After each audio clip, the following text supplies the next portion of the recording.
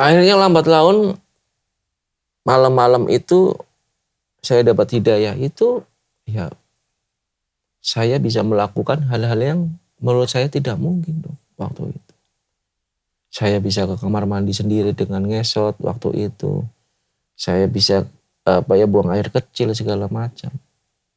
Kalau tidak ada bantuan dari Tuhan, nggak mungkin nih.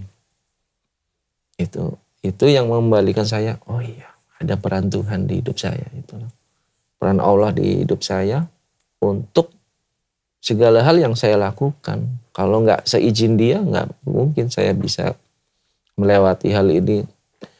Begitu saya udah meyakini itu, tulang punggungnya normal lagi dong.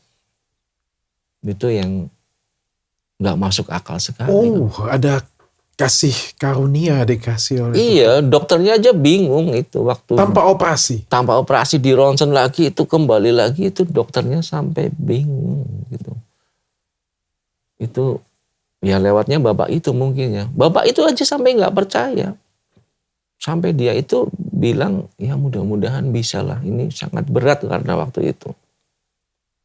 Saya kan sempat cuci darah juga itu. Kenapa? Iya, karena racun itu. Karena mungkin waktu itu dari PMI itu darahnya mungkin masalah belum steril atau apa. Saya nggak tahu ya itu.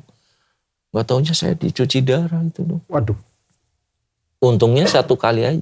Cuma satu kali. Terus luka dalam segala macam.